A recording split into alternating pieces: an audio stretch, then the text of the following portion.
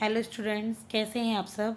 देखिए, बड़ी दुख की बात है। आपने सुना होगा न्यूज़ चैनल पे या फिर आपने देखा होगा या अखबार में पढ़ा होगा कि किस तरीके से यूपीएससी के 3 स्टूडेंट्स ने अपनी जान गंवा दी पानी में डूबकर एक इंस्टीट्यूट में, एक कोचिंग सेंटर में। देखिए, दिल्ली के कोचिंग सेंटर तो आपको पता ही है कि कैसे बेसमेंट में चलते हैं। अभी मैं उन सब बेचारों को ना रखते हुए ना सिर्फ आपको इसीलिए ही वीडियो बना रही हूँ। कल मैंने कोई वीडियो अपलोड नहीं पढ़ाया था, क्योंकि आप देखिए कि पढ़ाई से ज़्यादा क्या जान ज़रूरी नहीं है। जान है तभी तो ये पूरी दुनिया है, ये पढ़ाई है, हम कुछ बनना चाहेंगे, हमारे सपने हैं, हमारा जीवन। लेकिन इसमें सबसे पहले है ज़िंदगी। सबसे पहले ज़िंदगी को हम जिनके लिए जीना चाहते हैं, अपने लिए, अपनों के लिए, पहले देखिए वो ज़रूरी है। आप जरा अपने माँ बाप से पूछ कर देखिए कि आप उनके लिए आप क्या मायने रखते हैं। आप मायने रखते हैं, आपके लिए आपके माँ बाप मायने रखते हैं, बाकी हर चीज़ कहीं और हैं। चाहे वो करियर हो, चाहे वो खाना हो पीना हो, पहले जीवन मायने रखता है कि हमारा जीवन बचा रहे, सुरक्षित। जब हम ही नहीं रहेंगे तो बताइए क्या होगा। ये 3 स्टूडेंट्स इतने अलग अलग राज्यों से यहाँ दिल्ली में पढ़ाई करने आए। और एक स्टूडेंट की तो आपने कुछ टाइम पहले सुना होगा, 2-3 दिन पहले ही, वो ही दुख नहीं भरा था, नीलेश। उसकी मृत्यु हो गई थी किससे, करंट लग के। एक गली में से गुजर रहा था पानी से बचने के लिए, कि कोई गेट पकड़ लिया था, बस उस गेट में हुआ था करंट और उससे उसकी मौत हो गई थी। और उसके बाद सुनने को मिला कि 3 स्टूडेंट्स इनकी मौत हो गई है। देखिए, इनका जिम्मेदार कौन है बताइए। क्या ये स्टूडेंट खुद हैं, इनके पेरेंट्स हैं? कोई कुछ भी कह देगा, लेकिन क्या इनका जिम्मेदार कौन है? क्या वो मकान मालिक नहीं है, जिन्होंने अपने मकान ये माचिस की डिब्बी जैसे बनाए हुए हैं, जिन्होंने अपने मकान में कोई सुरक्षा व्यवस्था रखी ही नहीं हुई है। कभी तो आग लगने की घटनाएं होती हैं दिल्ली में, जहाँ कोचिंग सेंटर चल रहा है। बस बच्चों को एक प्रोडक्ट समझा हुआ है कि ये एक प्रोडक्ट है, इनसे पैसे कमाएंगे और फिर इनके साथ कुछ भी होता रहे। अरे यही फ्यूचर आईएएस हैं, यही कुछ बनने जा रहे हैं। आप प्लीज़ कुछ तो कोचिंग सेंटर, कुछ तो शर्म करो। गवर्नमेंट, आप कुछ तो सोचो उन बच्चों के बारे में। देखिए, मैं कुछ भी कहने के लायक नहीं हूँ, आई एम नथिंग। लेकिन अगर मेरी इन बातों से किसी एक स्टूडेंट को भी फ़ायदा पहुँचे, एक स्टूडेंट भी किसी और के लिए ना, अपने लिए ही सोच ले, अपने लिए सोच ले एटलीस्ट, तो हमारा जीवन बच सकता है। हमारी जान जोखिम में नहीं हो सकती। और जीवन बचने से ज़्यादा तो बहुत सी ऐसी चीज़ें हैं कि जिनसे दूसरों की जान जोखिम में आ रही है, हमारे साथ कोई दुर्घटना हो रही है। माचिस की डिब्बी जैसे घरों में लोग रह रहे हैं, गलियों में निकलने की जगह नहीं है। आप करोल बाग दिल्ली, आप कहीं ऐसी जगह राजेंद्र नगर जाकर देखिए, वहाँ पर पटरियों पे आपको पूरी जगह घिरी पड़ी है, फुटपाथ पूरे घिरे पड़े हैं, पार्क पूरे घिरे हुए हैं, कहीं कोई जगह ही नहीं है। स्टूडेंट्स इतने सारे, लोग इतने सारे, तैयारी करने और तैयारी कराने वाले इतने सारे। मेरे हिसाब से तैयारी करने वाले हो ना हो, तैयारी कराने वाले पहले आ जाएं, क्योंकि उनको कमाना है, उनको इन्हीं से पैसा कमाना है। देखिए, बेशक सबकी रोजी रोटी है, हर कोई इंसान कमाने निकला हुआ है, लेकिन वो कम से कम इतना एथिकल तो हो कि वो लोगों के बारे में सोच सके, कि उनकी जान ना जाए। स्टूडेंट्स, देखिए, इन बातों के ऊपर कितना भी स्पीच दे दो कम है, कितना भी कह लो सब कम है।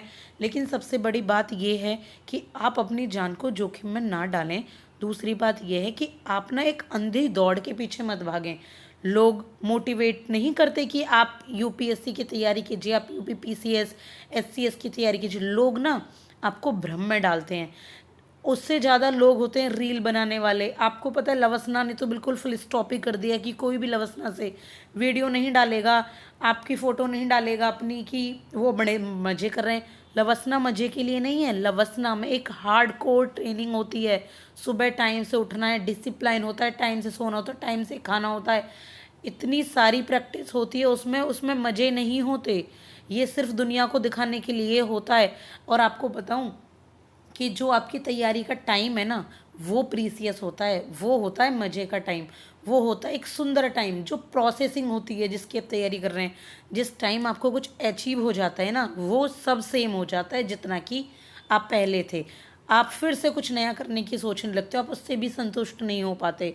तो मेरे कहने का मकसद ये है कि एक अंधी दौड़ के पीछे ना भागें। अगर आपको लगता है कि आप इस तैयारी के लायक हैं, तो आप इस तैयारी को कीजिए। आप इस तैयारी को कर सकते हैं, तो आप इस तैयारी को कीजिए। और आपका मन अगर फिर भी इधर उधर भाग रहा है ना आप तैयारी करते वक्त कि नहीं हो सकता है, मैं कोई बिजनेस खोलता तो अच्छा कर सकता था, मैं पढ़ाता तो अच्छा कर सकता, मैं जॉब, तो मैं ये कहूँगी रखिए अपना बैकअप, बैकअप तैयार करके रखिए, क्योंकि इनमें तो देखिए इन एग्ज़ाम्स में कोई निश्चितता तो है नहीं कि आप पास हो जाएंगे। आप इतना तो माइंड में, जो प्रैक्टिकल बात है वही मैं आपको बता रही हूँ, आप इतना अपने माइंड में लेकर चलिए कि हम एक सेकंड ऑप्शन ज़रूर सोचें अगर हमको कुछ करना है तो। और बाकी तो देखिए यही है कि जस्टिस यूपीएससी के स्टूडेंट्स के साथ हो जाए वही बेहतर है। वहाँ पर बस कुछ कोचिंग सेंटर थोड़े कम खुल जाएं, थोड़ा स्टूडेंट्स की सेफ्टी ज़्यादा हो। और मैं तो एक बात सोचना चाहूँगी, अगर मेरे अपने विचार हैं, मैं ये नहीं कहूँगी कि मैं किसी पर थोपूँ, कि जब हमको पता है कि यूपीएससी या यूपीपीसीएस उन सब के लिए सीट्स लिमिटेड हैं, तो इतने स्टूडेंट्स तैयारी करते ही क्यों हैं? गवर्नमेंट या जो भी उसके लिए एक रिस्पॉन्सिबल अथॉरिटी है वो एक पैरामीटर क्यों नहीं निर्धारित करती कि इतने स्टूडेंट ही सीट भर सकते हैं, कोचिंग सेंटर की बस इतने ही स्टूडेंट हो सकते हैं, किसी भी जगह बस इतने ही स्टूडेंट रह सकते हैं, एकोमोडेशन इतनी हो सकती है, या फिर इतने स्टूडेंट ही फॉर्म भर सकते हैं। हमारे रिसोर्सेज, हमारे गवर्नमेंट के रिसोर्सेज ख़राब ही तो जाते हैं। अगर आपने देखा हो, आपने कभी अटैम्प्ट दिए हों, तो यूपीएससी के जितने लोग फॉर्म भरते हैं ना, उसके आधे लोग तो एग्ज़ाम देने जाते हैं प्रीलिम्स का। आधे लोगों की यानी कि शीट तो सबकी बन के आ चुकी होती है, कागज़ कितना वेस्ट होता है। कहाँ हम एनवायरनमेंट बचाने की बात करते हैं हर वक्त, एनवायरनमेंट बचाओ, कागज़ बचाओ, कागज़ बचाने के लिए आपके नोट पैड आ चुके हैं डिजिटल। लेकिन आपको पता है यूपीएससी की कितनी शीट्स बेकार जाती हैं, कितने एग्ज़ाम पेपर बेकार जाते हैं, वो ऑफलाइन कराए जाते हैं एग्ज़ाम पेपर। कितनी शीट आती हैं, जब आपने देखा होगा, अगर आपने एग्ज़ाम दिया हो, आगे पीछे वो शीट रखते चले जाते हैं, चाहे स्टूडेंट्स आए हो ना आए हो। क्या वो कागज़ ख़राब नहीं जाता? तो कम से कम कुछ लिमिट तो निर्धारित हो कि 1000 सीट हैं तो सिर्फ 1 लाख ही बच्चे फॉर्म भरें, 1 लाख में से 50,000, 60,000, 40,000 वो स्क्रीनिंग होकर चुने जाएं मेंस के लिए। और उनमें से मेंस देने के बाद बताइए 50-60 हज़ार मेंस के लिए चुने जाएंगे, तब भी कितने ज़्यादा रिसोर्सेज ख़राब हैं। तो कुछ तो ऐसी मेथड हो, यूपीएससी एक इतनी बड़ी संस्था है, इतना बड़ा एक रिस्पॉन्सिबल अथॉरिटी है, उसके पास कुछ तो ऐसा हो कि एटलीस्ट वो ना उतने स्टूडेंट से फॉर्म भरवाए जितनों को वो स्क्रीन कर सके, निकाल सके और वो स्टूडेंट्स आ पाएँ। कितने ज़्यादा रिसोर्सेज ख़राब हैं, हर स्टूडेंट इसके पीछे पड़ा है, मुझे यूपीएससी करनी है, इतना हार्ड एग्ज़ाम है। देखिए मैं ये नहीं कहूँगी मत करो, करो, लेकिन एक बार अपने आप को पहचानो, अपने आप को देखो कि आप कर सकते हो। आप दूसरों की अंधी दौड़, अंधी उसके पीछे मत भागो, रील्स के पीछे कि वो निकल गया, वो कर गया, मैं भी कर सकता हूँ। बिल्कुल कर सकते हो, लेकिन शुरुआत करते वक्त ना अपने आप को पहचानो, वरना 1-2 साल अटैम्प्ट होने के बाद ना अपने एक बैकअप तैयार करो कि आप किसी दूसरी लाइन में जाओ। पहले जीवन है, पहले सुख है, पहले संतुष्टि है, उसके बाद आपका कुछ भी आता है, पता है आपको। और दूसरी बात एक और कहना चाहूँगी मैं आपको कि देखिए जो यूपीएससी के स्टूडेंट्स हों, यूपीपीसीएस की भी, किसी भी स्टेट पीसीएस के एग्ज़ाम्स की तैयारी कर रहे हैं, उन स्टूडेंट्स को बस मेरा कहना ये है कि अपनी हेल्थ, अपने खाने पीने का, अपने रहने सहने का बहुत ज़्यादा ख्याल रखें। उमस भरी जगहों पर ना रहें, ऐसी जगह ना रहें जब धूप ना आती हो, जब बारिश ना आती हो, जब पानी ना आता हो। कितने खर्चे आप लोग देते हो, कितने खर्चे आप लोग करते हो रहने के लिए। आपको पता है आप घर पर रहकर भी तैयारी कर सकते हो, ज़रूरी नहीं है आप वहीं पर रहकर तैयारी करो। बेशक आपको माहौल मिलता है, लेकिन एक बात तो बताओ, आप उस माहौल में रहने के लिए भी ट्रेन होते हो ना कुछ दिन, तो आप घर पे रहने के लिए ट्रेन हो जाओ।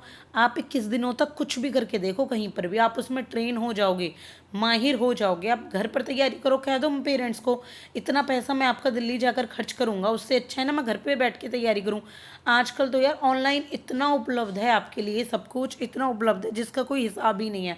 देखिए ऑनलाइन आप नोट्स ले सकते हो, पीडीएफ डाउनलोड कर सकते हो, जाके कहीं पे उनकी प्रिंट करा लो, खुद अपने नोट्स बनाओ ना। सबसे बड़ी बात मैं आपको अपने चैनल पर दिखाती हूँ, खुद अपने नोट्स बनाइए। थोड़ा टाइम लगता है, लेकिन एक फ़ायदा बताऊँ, जहाँ 10 बार आप अपनी बुक पढ़ेंगे ना फिर भी कुछ चीज़ स्किप हो जाएंगी, लेकिन जब आप नोट्स बनाओगे ना, एक बार पढ़ के भी स्किप नहीं होंगी। एक बार ही पढ़ने पर आप वही नोट्स बनाओगे जो आपको समझ आ रहे हैं। नहीं समझ आ रहे तो आप समझने की कोशिश करोगे। एक बार टाइम बचेगा, एक बार पढ़ने में या 10 बार पढ़ने में टाइम बचेगा, आप खुद ही सोचिए। तो बस मेरा यही कहना है, आप सबसे एक बातें तो बहुत है देखिए कहने के लिए, लेकिन आप सब अपनी पढ़ाई पे ध्यान दीजिए, अपने स्वास्थ्य पर ध्यान दीजिए। और अगर आप कुछ भी कर सकते हैं यूपीएससी एस्पायरेंट के लिए, अपनी आवाज़ उठा सकते हैं तो प्लीज़ आवाज़ उठाइए, ताकि किसी और के साथ ऐसा ना हो।